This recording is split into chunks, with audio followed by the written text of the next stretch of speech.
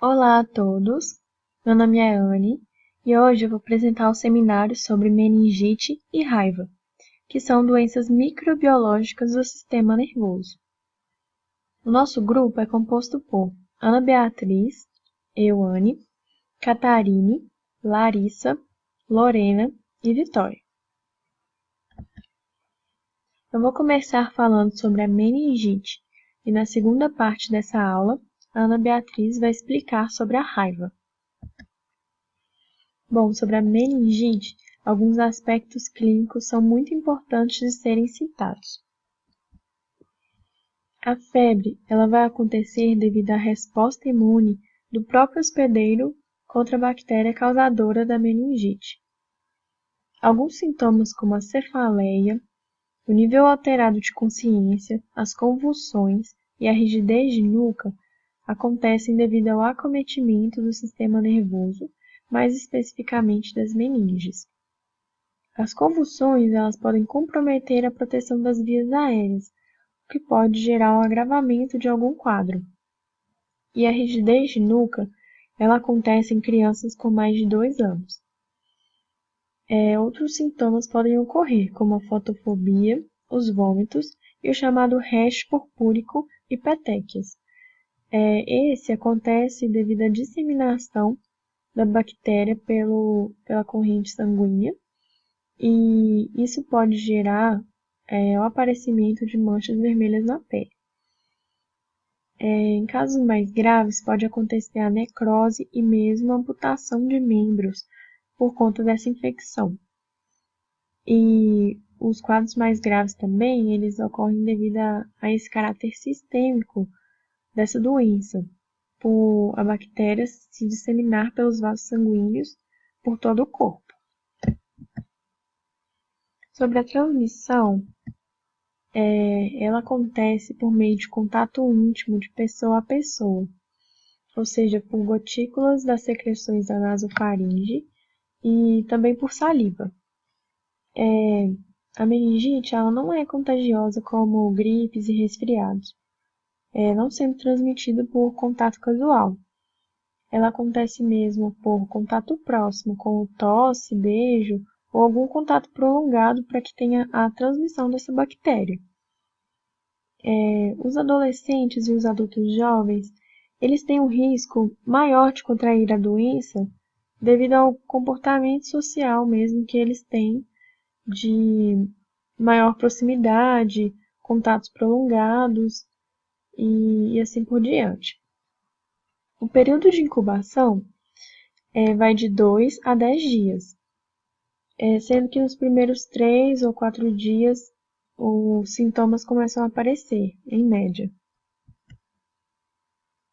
Os aspectos epidemiológicos, aproximadamente 1,2 milhões de casos e 135 mil mortes por meningite acontecem a cada ano no mundo. Ela se apresenta sob a forma de ondas epidêmicas, que podem durar de 2 a 5 anos. Ela tem distribuição universal, ou seja, não tem um lugar definido. E vão ocorrer casos durante todo o ano sob uma forma endêmica. Os principais sorogrupos no Brasil são o A, B e C. E, em geral, 15% dos casos vão resultar em mortes. 20% das pessoas que sobrevivem a um caso de meningite meningocócica vão apresentar sequela, sendo que essa sequela pode ser irreversível, como surdez ou deficiência motora, por exemplo. Acerca das medidas de controle e prevenção, como a transmissão ela é feita por contato íntimo, por meio de gotículas, como foi falado, o tratamento dos doentes e dos seus familiares é fundamental para o controle dessa doença, porque uma pessoa contaminada mais facilmente transmitirá essa infecção para as pessoas próximas do seu convívio cotidiano, como, por exemplo, sua família. Então, tratar essa pessoa vai diminuir o risco da transmissão dessa doença. A meningite ela possui vacina, que é a vacina meningocócica conjugada sorogrupo C, que é específica para esse sorogrupo e é disponibilizada pelo SUS. Também temos a quimioprofilaxia medicamentosa, que é um tratamento feito com medicamentos a fim de matar as bactérias que estão presentes no organismo do indivíduo acometido. É muito importante falar sobre educação em saúde e higiene pessoal ao se discutir a meningite, porque a criação de hábitos como lavar a mão, ter cuidado ao tossir, espirrar e evitar o contato próximo com pessoas que são sabidamente doentes fazem que seja muito importante a prevenção dessa doença. Também podemos citar a manutenção de um ambiente ventilado e limpo e evitar aglomerações como outras medidas que são muito importantes para o combate. Bom, a meningite também possui uma outra vacina, a vacina ACWY, que é uma vacina que vai proteger contra 4 tipos de sorotipos de meningite bacteriana, que é a forma mais grave da doença. Então, a vacina vai proteger contra os sorotipos A, C, W e Y. Ela é uma vacina recente, desenvolvida em abril de 2020 e passa a ser aplicada em crianças de 11 a 12 anos. O SUS também oferece a vacina contra o sorotipo C, que é indicada para bebês aos 3 e 5 meses com reforço aos 12, como citado anteriormente nas medidas de controle e prevenção. Então, essa vacina ACWY, ela também vai ser oferecida pelo SUS, e ela constitui uma forma nova de prevenção contra a meningite, que é bastante importante e significativa para o controle dessa doença. Agora eu vou falar sobre a raiva humana. Sobre os aspectos clínicos da raiva, eu vou falar primeiro sobre os aspectos gerais. A raiva é uma doença que possui um período latente que pode durar de dias até meses. As queixas iniciais são referentes ao período prodrômico, ou seja, são as queixas inespecíficas. E dentre os sintomas, os mais comuns são febre, cefaleia, indisposição, mialgia, anorexia e uma tosse não produtiva.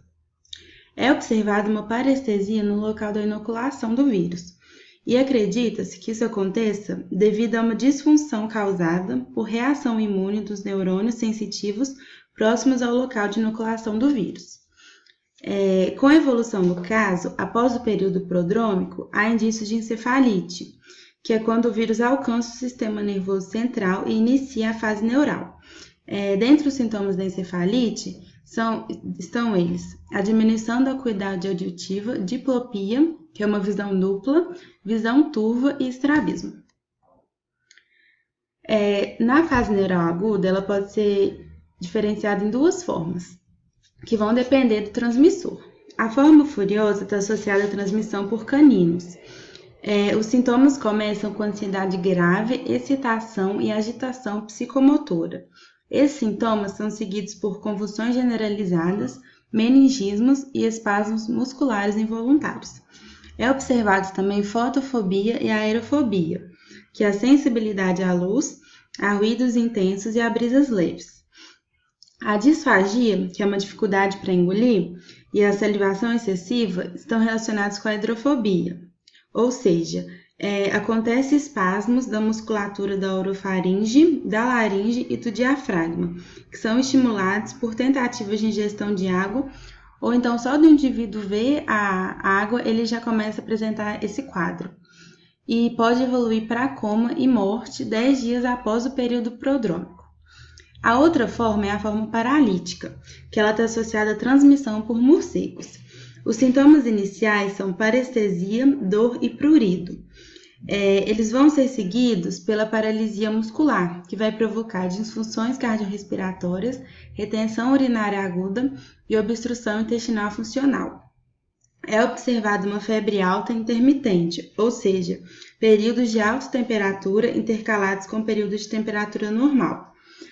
Não é identificada a hidrofobia, apesar dos espasmos musculares, e são observados sinais de desautonomia. O que é isso? É uma perda de função do sistema nervoso autônomo, que aí vai provocar pupilas dilatadas, hipotensão ortostática e insuficiência respiratória.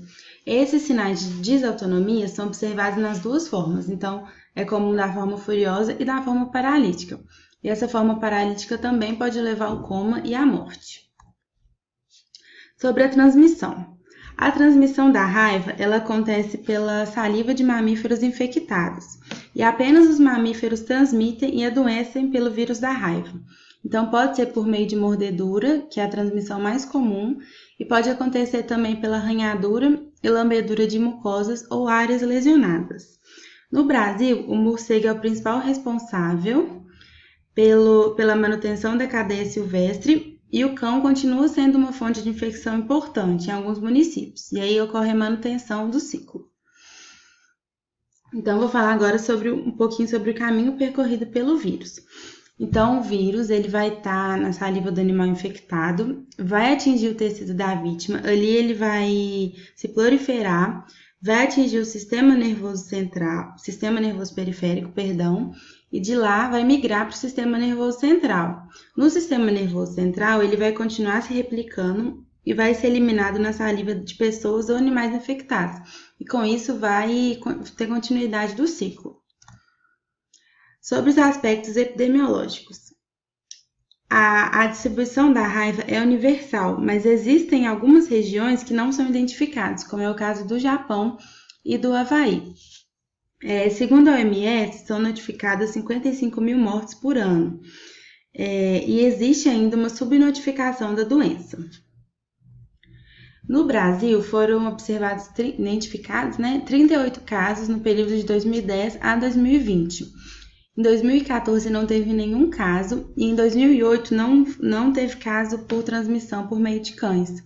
Aqui no gráfico a gente pode ver que os principais transmissores da raiva no Brasil são o cão e o morcego. E as medidas de controle e prevenção foram eficazes, então mostra que houve uma diminuição nos casos. Essa é uma ficha de notificação do Sinam. A raiva é uma doença de notificação obrigatória e é por meio dessas notificações que é possível construir um gráfico, igual do slide anterior, e acompanhar os casos ao longo dos anos. Agora, sobre as medidas de controle e prevenção. É importante fazer um recolhimento de cães de ruas que apresentarem riscos. Animais suspeitos eles devem ser observados durante 10 dias em locais adequados e isolados.